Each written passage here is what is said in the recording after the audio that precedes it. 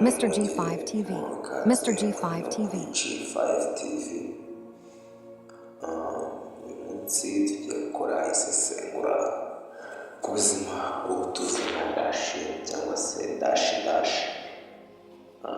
Dashi rero abenshi muzi ko yitwa dashi cyangwa se dashi. Ntabwo muzi ngo ese ubundi izina ryiwe ryaturutse. Uyu munsi tugiye kwiga kuri dashi. Nimba uri mushyashya kuri rya mukore subscribe, like, share and comment kugira ngo uzabashe kubona n'ibindi biganiro tugiye kujya tubagezaho.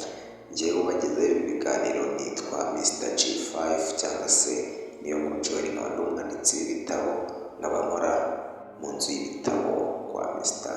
G5. So guys, uyu munsi tugiye kureba ku muntu witwa Dashi, tumenye gusa ubundi yabaye wate, ese yavutse ryari, ndetse tumenye ibyo akora ndetse n'ibyo yagiye agera Mr. mu G5 buzima, TV. ndetse turareba ngo n'iki twakwigira ku buzima bwa Dashi. Ku gice cya mbere turaza kureba amazina ya Dashi ndetse tunamenye ko yaturutse. ese Dashi yitwa nde mu buzima busanzwe? Izina yiswe n'ababyeyi bamwita Dushimimana Jean de Dieu, azwi nka Dashimu. Ni umunyamakuru akaba n'umwanditsi w'ibiganiro, akaba umusizi ndetse na motivational speaker ukomoka mu Rwanda. Yavutse mu mwaka w'1991 mu karere ka Nyarugenge i Kigali.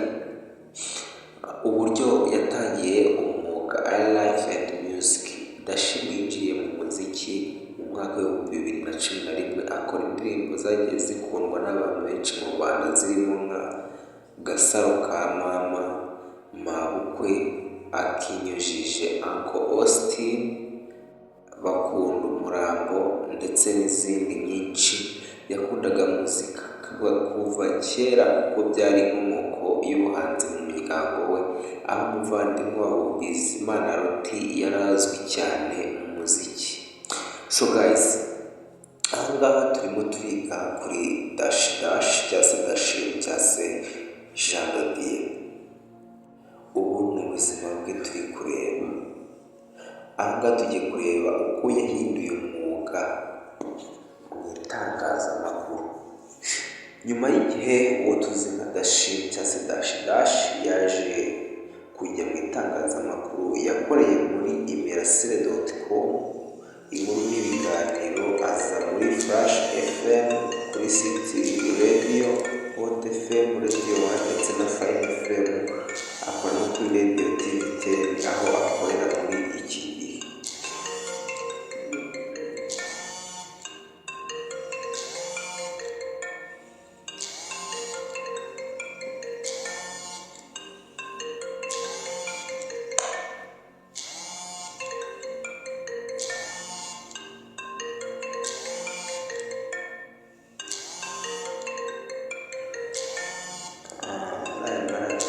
Yakoragamo yagiye atangaza ibiganiro bitandukanye bituma abantu bamenya imitekerereze ndetse n'ubwenge bwo gutanga impanuro z'inyubako mu mibereho.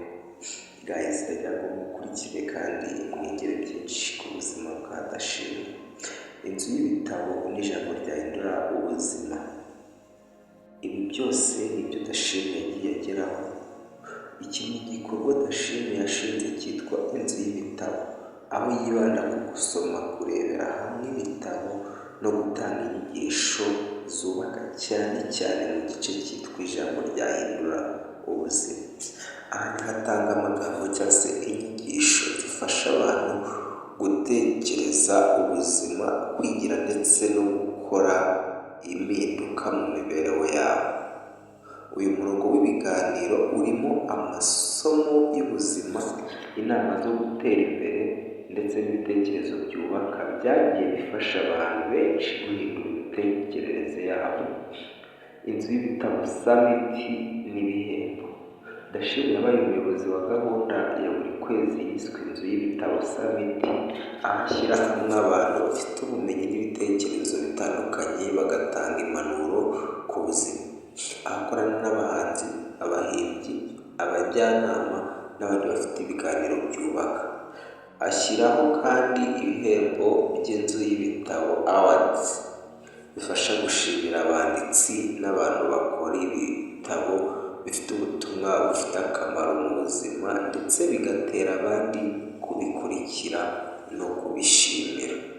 Ubukangurambaga ku buzima bwo mu mutwe Dashimwe ntiyibanda gusa ku magambo y'ubwenge, ahubwo yanatangije uburyo bwo gufasha abantu gukira mu mutwe mental health, aho yigisha ibintu bijyanye na meditation, kwitekerezaho no gushima ibyo ufite.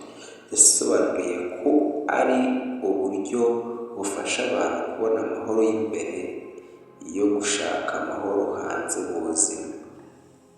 Yanashinze na Dash Yoga Center i Gikondo, aho abantu baza kwitoza meditation no gushaka ubuzima bwiza bwo mu mutwe.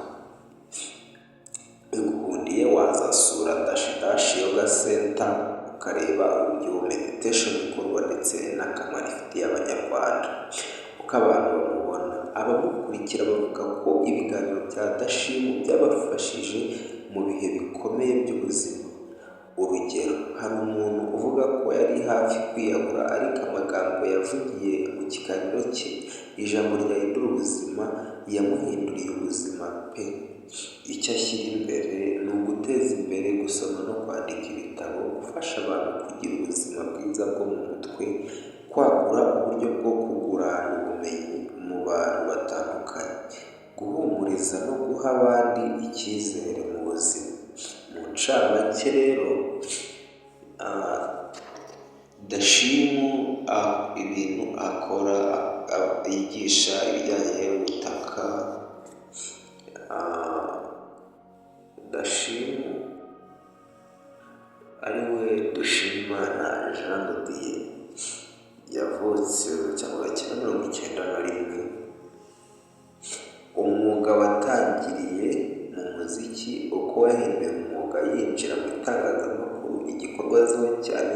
Ibi byose twabibonye. So niba koko hari igitekerezo dufite ku buzima bwa Dashimwe twaba twasimbutse cyangwa se wifuza ko twakubwiraho, cyangwa se ushaka ko tugukoraho incamake tukakubwira ibijyanye n'ubuzima bwiwe, watubwira cyangwa se ukatwandikira no muri comment cyangwa se muri nimero iri muri description, hanyuma tugakomeza kubana nawe. Mr. G5 TV.